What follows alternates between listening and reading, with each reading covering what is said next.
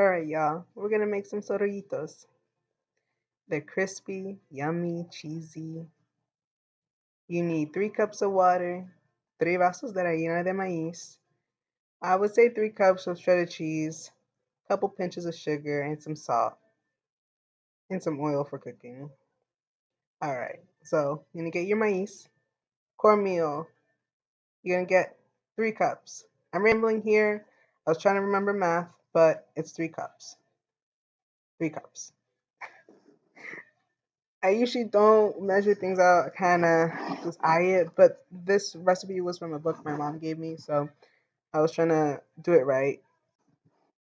So you get that in there. I would also say when picking your cornmeal, make sure to get like a finer grain. Um, Huskier grains are good for like stews and stuff, but for frying up, the finer grains are better. So you want to get some salt in there too. Always brings out the flavor. And then I like to use brown sugar, but you can use any type of sweetener really, or no sweetener. It's whatever. You can make them like shit up corn hush puppies, like you know.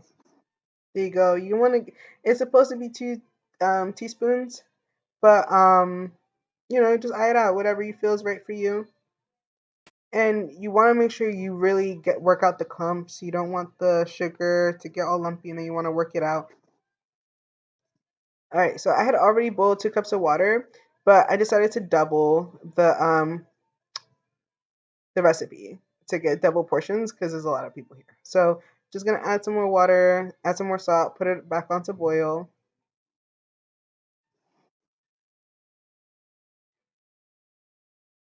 And for the salt, again, you want to do like a tablespoon, maybe a tablespoon and a half.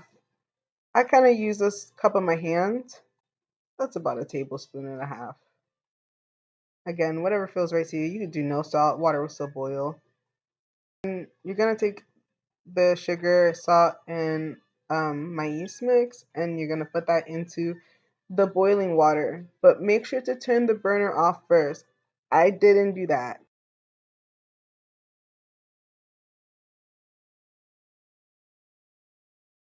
Good morning. Hi, my name's Anasara Cosme, originally Anasara Avendano.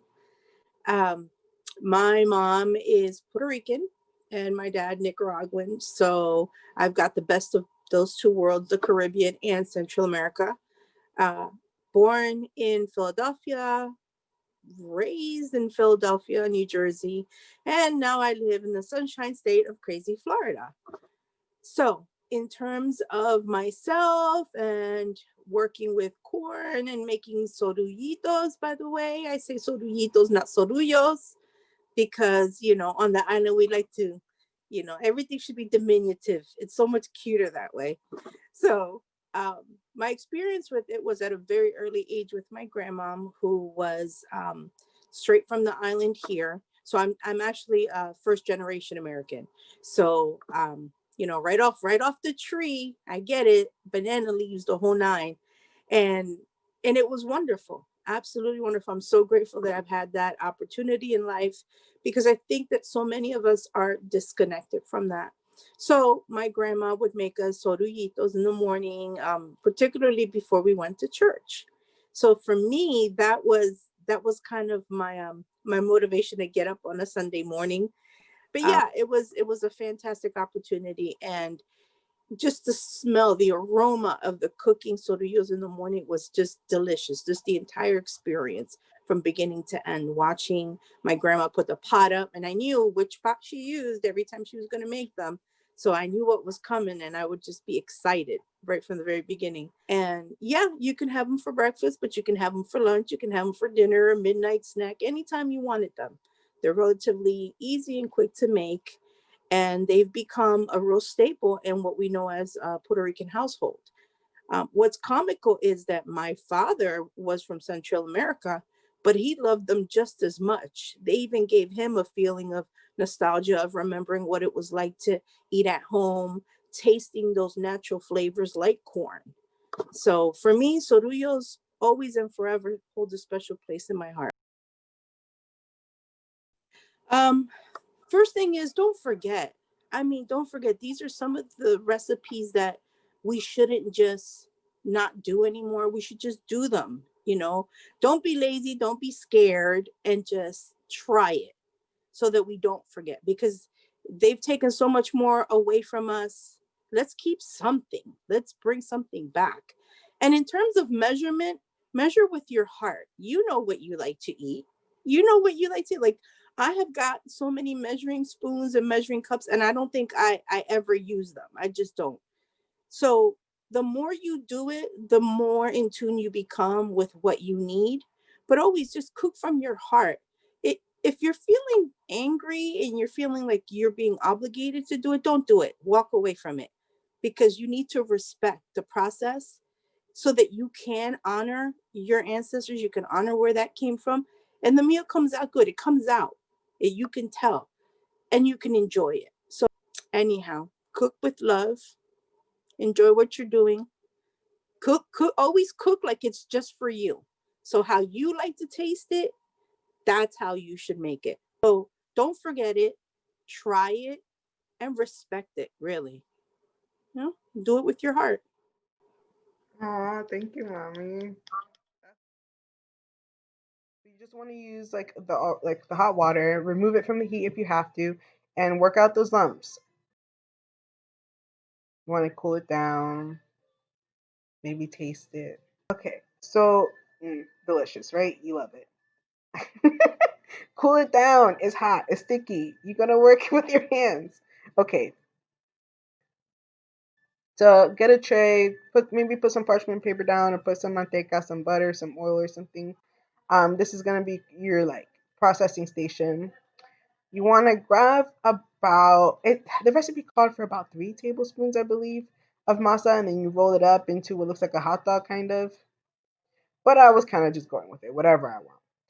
You can either mix in your cheese like I did here, or most people, I mean, most of my family, we work the cheese into the middle like a mozzarella stick. Any cheese is fine, honestly. Do whatever you want. You can do vegan cheese. That's always fun. Um, you maybe go wild, put some like ground vegetables, ground beef, some in there, make a rellena, you know, whatever. It's like a little thing as a snack. You're frying it. Delicious.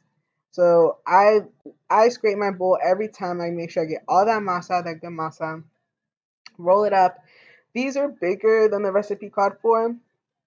Technically, if I would have followed the recipe exactly with portioning, I would have had about 40. I only had, I think, 18 here. So yeah. But again, I think these worked out fine. The size they were. It's honestly about how hot your oil is, which um on not shown here. We had some difficulty. I was using like a wok, a deeper type of pan, and the oil was just not heating up right, and it was kind of a disaster. So we had to transfer it to another pan, heat that up, make sure everything was agreeable, and then we were going back at it. Okay. So once your oil is hot, you want it to be like my mom said to put some couple grains of rice in there. Yeah, be careful. Don't I would put lead in with like the butt and then put, gently lay them down. Lay them there in a hot bath. Wonderful. Give them like a minute to get toasty on one side. You roll them around.